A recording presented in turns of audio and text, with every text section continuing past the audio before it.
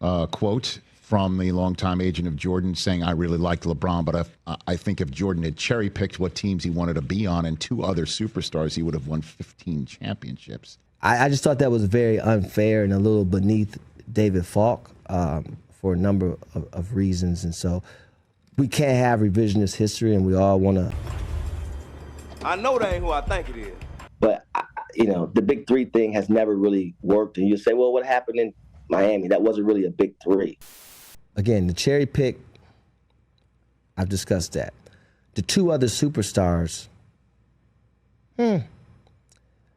Michael never had to leave. That's the whole point. This stuff is hard. And you got to stay together if you got the guts, and you don't find the first door and run out of it. When it comes to NBA fans, one thing that's universally admired and respected is a superstar player who spent their entire prime with one franchise. Now, being with that franchise, they take them from a mid-tier team, a pretty good team, to a championship team. Looking at the vast majority of NBA superstars, that's how it's always been done. The 1980s, Magic and Bird. The 90s, of course, you had Jordan. The 2000s, Kobe and Duncan.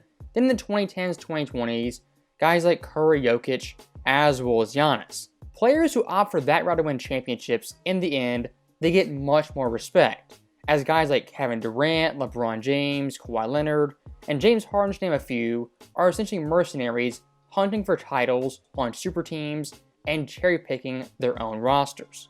Quote from the longtime agent of Jordan saying, I really liked LeBron, but I think if Jordan had cherry-picked what teams he wanted to be on and two other superstars, he would have won 15 championships. Correct! Now look, David Falk saying Jordan could have 15 championships if he cherry-picked rosters, jumped ship, and really meddled in the front office, that might be stretching it. But the thing is, Falk's overall point, it still rings true. For a guy like Jordan who had 6 championships, there were still opportunities here and there to add to that total with cheap rings. And even looking at 1990, pre-Jordan's championships, he could have jumped ship after numerous failures versus the bad boy Pistons. Sadly, I'm disappointed, because I wanted to go further. But I got to accept the season that we played. We had a good season. We got this far. We got to look forward to next season. That's the only thing we can do. I'm not leaving. I'm not fucking leaving!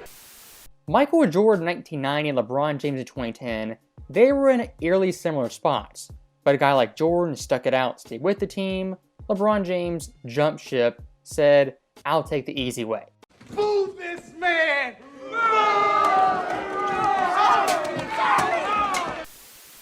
If Jordan could just jump ship here and there whenever he wanted to, recycle rosters, trade certain players, get younger players in, older players out, he could have gotten 7, 8, 9, heck even 10 championships. But if Jordan did that, his overall legacy would be looked at a lot different. For guys like LeBron, KD, Kawhi, the modern day superstar players who jump ship so often, that's how we should look at them. Yes, their rings count, but it's a tad bit different. And even looking at LeBron himself, he admits it openly.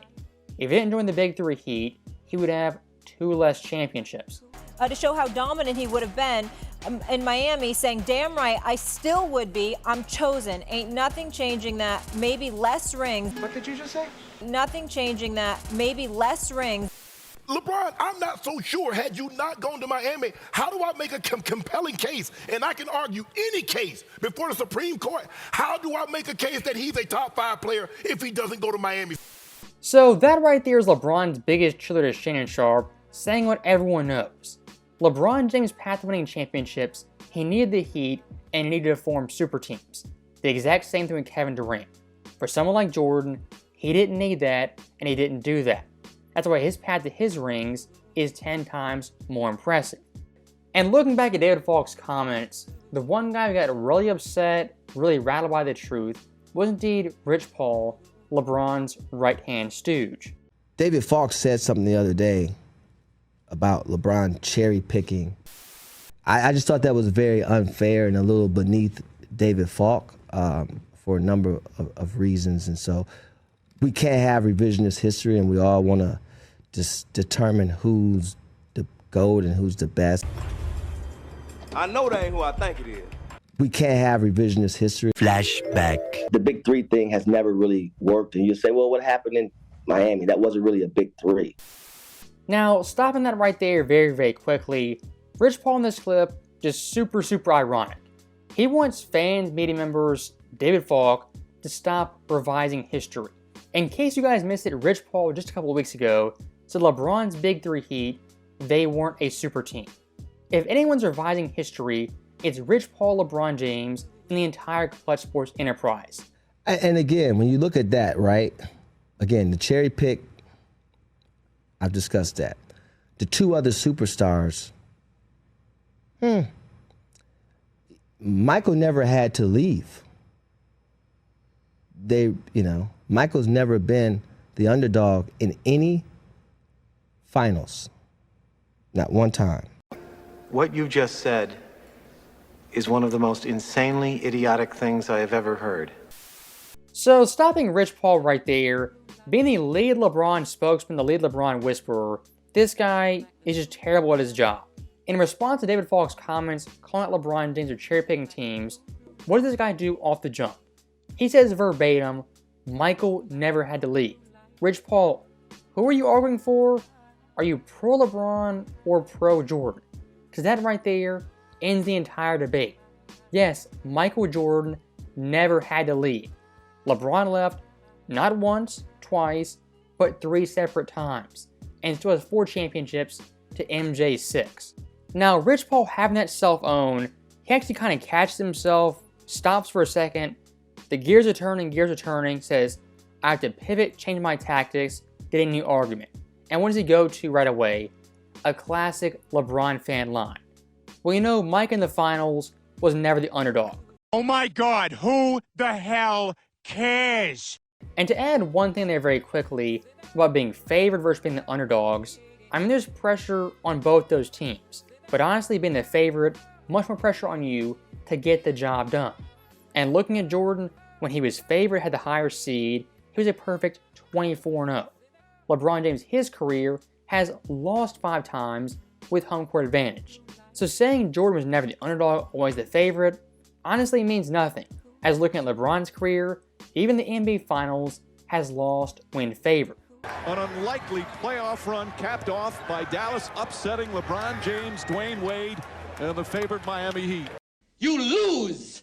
Good day, sir! When looking at MJ's Bulls, one of the biggest problems I have with people nowadays, they just say this team, they had 6 championships in the bag that were guaranteed a surefire hit. This Bulls team 1990, we didn't know what they'd be. And looking at 1991, that year's NBA Finals, yes, the Bulls technically were favored, but saying they were guaranteed to win it, they were going to waltz the championship, that in the moment isn't what anyone thought. But it's Magic and Worthy and all the experience, and who are these guys? I predict the Bulls are going to win in 5. And there's just this outrage in the media, sort of, how dare you? It's an insult to the Lakers. Who are these guys? The Chicago Bulls' domination of this series has to be considered a major surprise. There was all these unwritten rules in sports, and the unwritten rule is sort of, you got to get to the finals and lose before you can win. And so now it's Portland's turn. They had gone to the finals, lost to Detroit, and now it's their turn. I think it was a combination of things. I'm not quite sure that everyone gave the Bulls the credit they deserved throughout the season. I think everyone felt the balance of power was in the West this year, that Portland, in fact, was the best team, and when the Lakers got by them, that the Lakers then were just going to put the Bulls away. We can't have revisionist history. So once again, someone like Rich Paul revising history for Michael Jordan.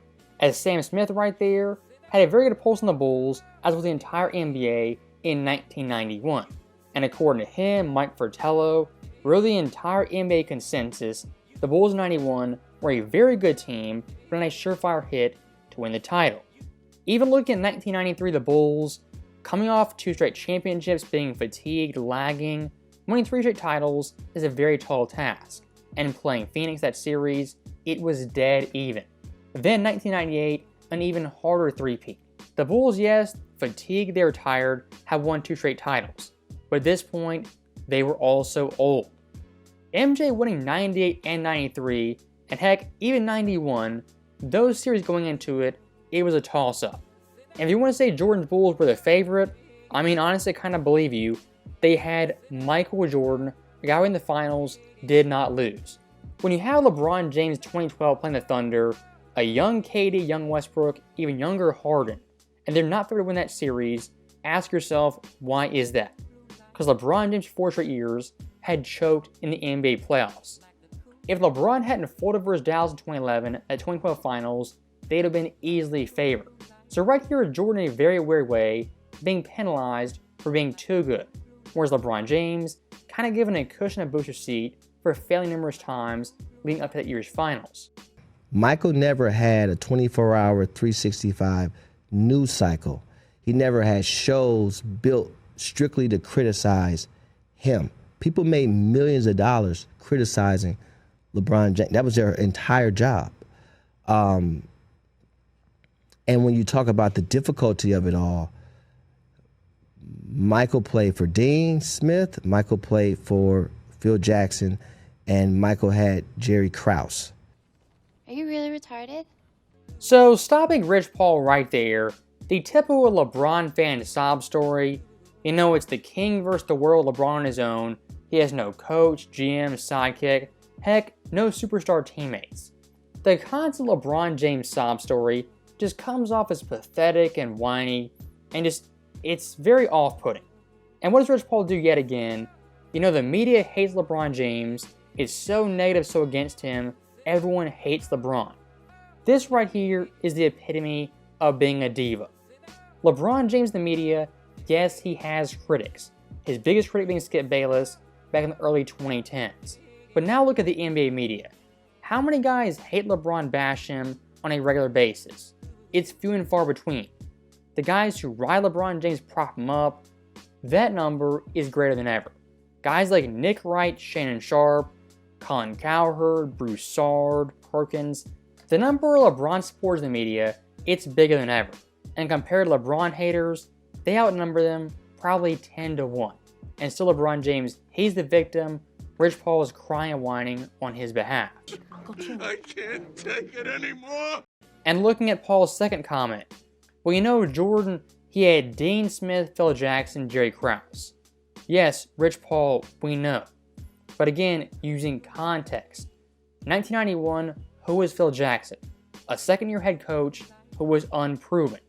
Why Phil became Phil was in large part due to Jordan. If he jumped ship, never came back to 93, Phil Jackson isn't Phil Jackson. If LeBron in 2014 stays in South Beach, they retool, restack, another great roster, Eric Spoelstra might have 3, 4, even 5 championships. And at that point, Spoelstra, one of the all-time greatest coaches, even though right now, he already is. And look at someone like Dean Smith. I guess now it's Michael Jordan's fault he went to college, went to UNC, spent 3 years learning basketball. I mean, LeBron James could have gone to college, but he didn't want to. Whose fault is that? Are you guys seeing the strategy right here? Michael Jordan's being penalized retroactively for his career, his choices, his correct choices. Going to UNC, a phenomenal choice. Embracing Phil's system, winning 6 championships, another phenomenal choice. But now Jordan, 35 years later, gets penalized for one, being coachable and embracing great basketball minds. If I may also just follow up on what I think is kind of a subtext of what he's saying as well, that also dovetails into what a lot of media members have said about LeBron's business strategy as a player in this league, is that he runs the team that he's on, that he makes the decisions about roster and he makes decisions about coaches. And I would love to put that in front of you and how you would respond to that. And that's false. So that right there is our last clip, and Rich Paul right here doing absolutely terrible PR that nobody's buying. Saying LeBron James is some innocent player, just plays basketball, clocks in, clocks out, that's never been true. Just as last year LeBron James had the team draft his son. And if that wasn't bad enough, who'd they hire as the head coach? LeBron's former podcast buddy, JJ Redick. At this point in 2025, if you think LeBron James doesn't have input on rosters, trades, the overall direction of the franchise, you're a complete and utter moron.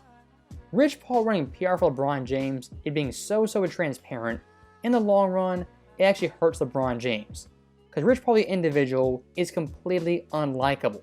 As you watch the full interview, it's tons of word salad, tons of spin, and just a lot of narratives. Honestly, Rich Paul will make a great politician. It's all fluff, all talk, no substance. Like we see time and time again, the entire LeBron GOAT case, or the entirety of Klutch Sports, is a house of cards. As always, thank you guys for watching, hope you enjoyed it. I'll see you next time.